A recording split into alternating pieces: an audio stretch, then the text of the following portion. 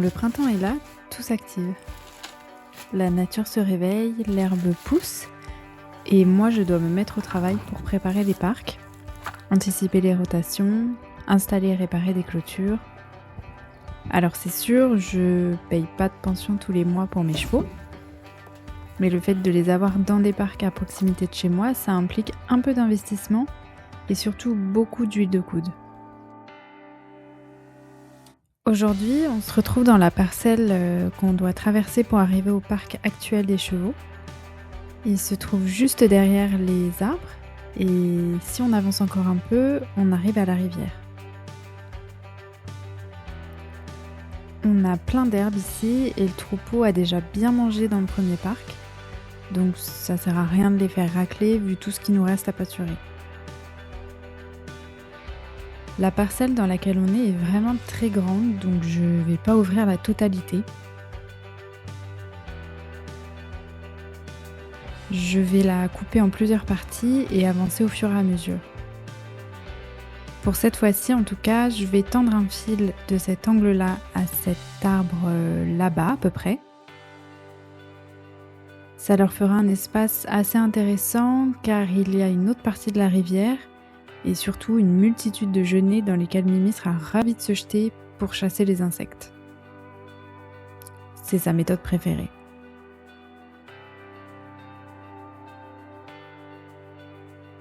L'herbe est très haute, donc je sacrifie un peu cette première partie en sachant pertinemment que les 4 loulous vont coucher pas mal d'herbe pour finalement ne pas la manger. Mais j'ai le projet de leur proposer un pâturage au fil où tous les jours je vais ouvrir quelques mètres pour qu'ils mangent bien à ras la nouvelle herbe qu'ils auront à disposition et éviter le gaspillage. J'avais mis ça en place avec Royal dans un autre parc et après quelques déboires de passage en force des fils, elle avait fini par comprendre le principe et ça avait plutôt bien fonctionné. Je vais essayer ça ici mais je ne suis pas sûre du résultat avec une jeune jument et 2 ânes qui ne sont pas du tout habitués à ce système. Cette idée peut aussi évoluer en fonction de la météo, de la pousse de l'herbe ou encore du temps que j'ai à y consacrer. Coucou les garçons.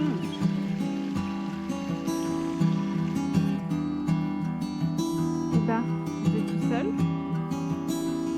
Seul ce matin?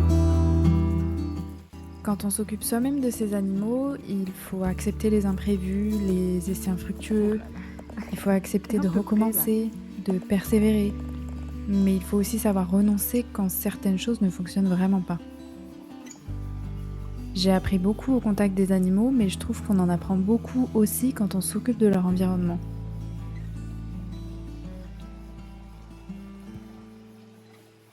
Personnellement, je pense qu'on a beau se préparer à accueillir des animaux, ce qu'on projette et ce qu'on s'imagine peut parfois être bien loin de la réalité.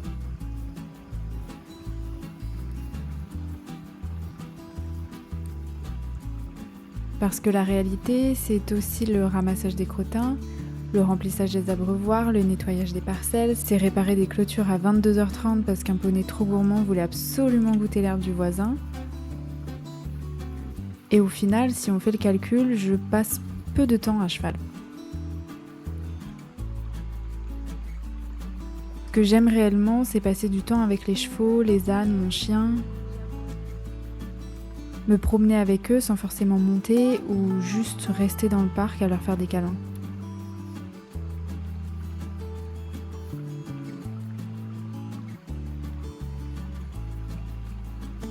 Pour pouvoir profiter avec eux de ces temps-là, je mets un point d'honneur à leur proposer un habitat qui corresponde au maximum à leurs besoins. Je ne suis pas experte dans ce domaine, mais j'apprends tous les jours à faire mieux avec ce que j'ai. Je fais des expérimentations, je leur propose des choses et je vois si ça leur plaît ou pas. Parce qu'ils savent nous dire très clairement s'ils se plaisent ou pas dans leur environnement. En début de vidéo, je vous parlais de l'investissement que demande le fait de s'occuper de ses chevaux. Il y a évidemment l'investissement physique, car je passe du temps à m'occuper des parcs, mais j'ai aussi investi en matériel au fil du temps. Une bonne perceuse visseuse, une tronçonneuse à main, du fil de qualité, des enrouleurs pour faciliter le travail.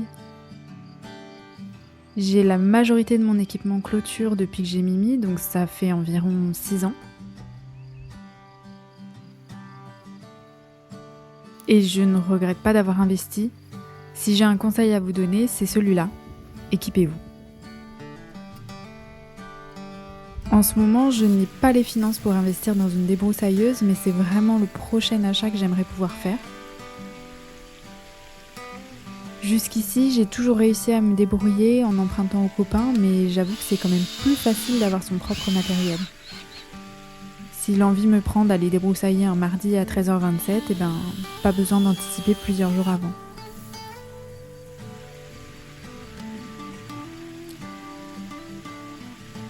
Quand je fais des parcs mobiles, j'ai globalement la même manière de faire à chaque fois.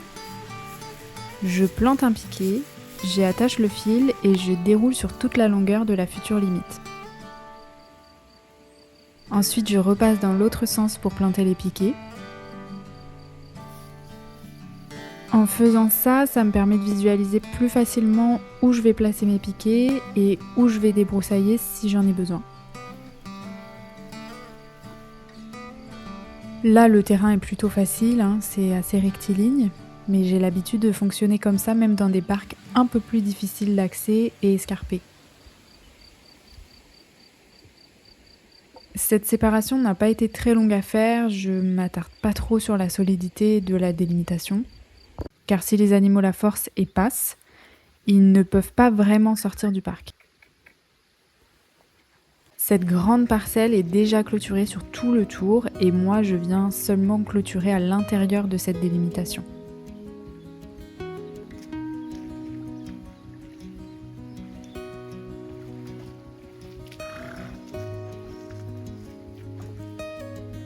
Quand j'ai fini, j'ai toujours très hâte de montrer ce que j'ai fait aux juments. J'adore voir leur tête quand elles arrivent dans une nouvelle partie de la parcelle. C'est comme si elles découvraient une nouvelle partie de la map d'un jeu vidéo. En tout cas, c'est comme ça que j'aime le voir. En l'occurrence, elles connaissent cette partie car c'est celle qu'on traverse pour arriver à leur parc initial, mais on ne s'y attarde jamais. Les ânes sont les premiers à m'avoir suivi. Malgré leur air un peu sauvage et le fait qu'ils ne soient pas habitués à être manipulés, ils sont très curieux et je me sers complètement de cette curiosité pour les appâter.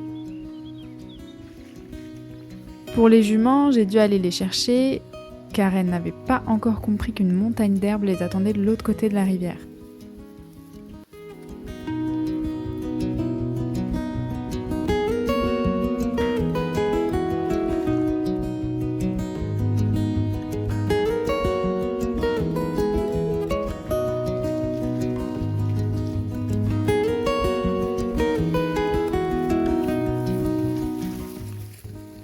Tout le monde a fini par plonger la tête la première dans l'herbe et il y a même certains endroits où l'herbe arrivait complètement au niveau du dos des ânes.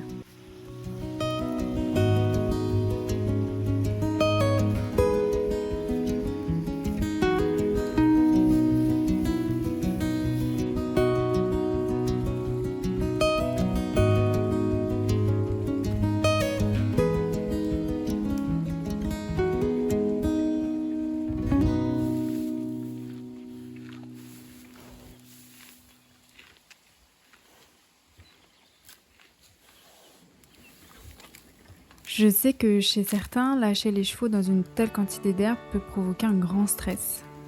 On pense à la fourbure, à l'embonpoint, aux dérèglements intestinaux. Ce sont des éléments que je prends en compte évidemment. Mais j'ai la chance d'avoir des chevaux à l'herbe pratiquement toute l'année, ce qui fait que la transition du printemps est un peu moins violente que pour des chevaux qui seraient strictement au foin tout l'hiver. J'ai aussi la chance d'avoir une jument très rustique, avec qui je n'ai jamais eu de problème au niveau digestif. Alors, je croise les doigts pour que ça reste ainsi, mais je pense que c'est tout simplement son métabolisme qui veut ça.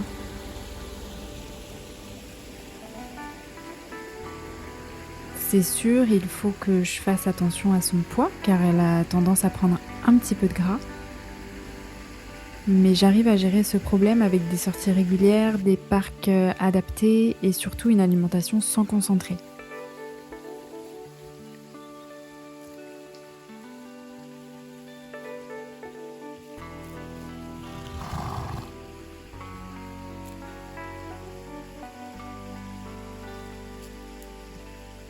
En revanche, en ce qui concerne les draps, elle est avec nous depuis peu, donc je tâtonne encore.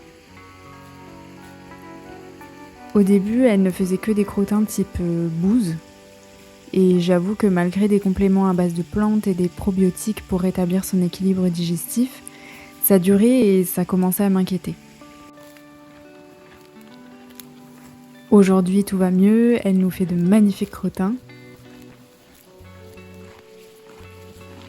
Je pense que le stress qu'implique un changement d'environnement, de congénères et la mise à l'herbe n'a pas aidé son microbiote à se stabiliser. Finalement, je pense quand même que les compléments aux plantes et les quelques semaines d'acclimatation l'ont bien aidé.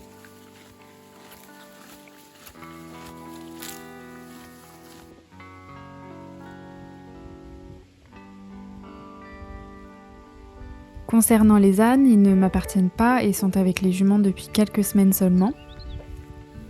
Je me suis un peu renseignée sur leur alimentation, mais j'en connais très peu sur le sujet. Donc si vous avez des suggestions ou des informations à partager, n'hésitez pas à le faire en commentaire. Je serais ravie d'en apprendre davantage.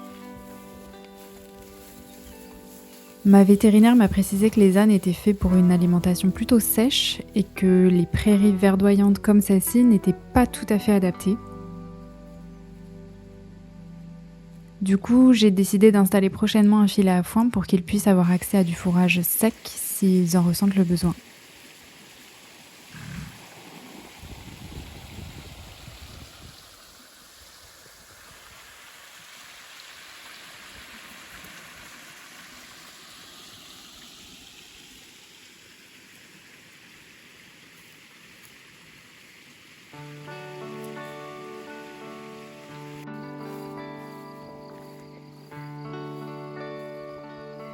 Coucou mes beautés.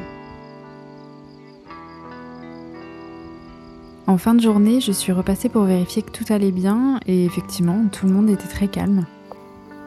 Coucou les chéris. On mange bien?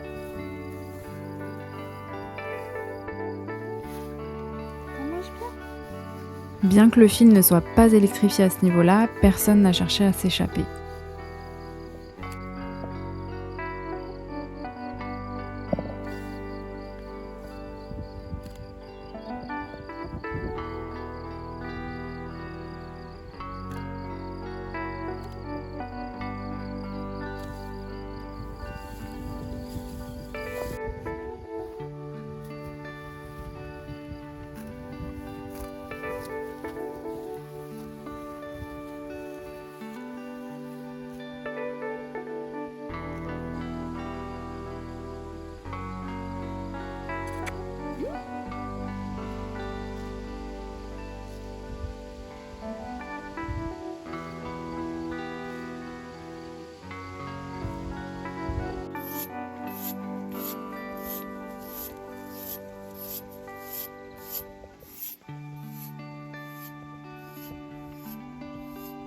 J'ai terminé la journée en passant un coup d'étri sur les ânes. Ils ont vraiment du mal à perdre leur toison d'hiver, donc j'essaye de leur donner un petit coup de pouce comme je peux.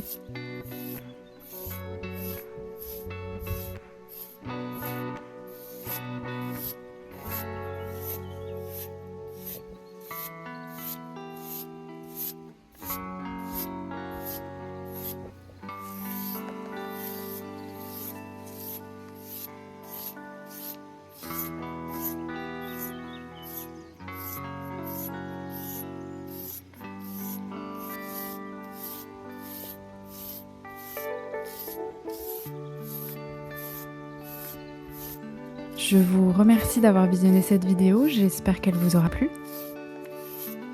N'hésitez pas à vous abonner pour suivre la suite de nos aventures, j'ai très envie de vous emmener en balade avec nous prochainement. À très bientôt!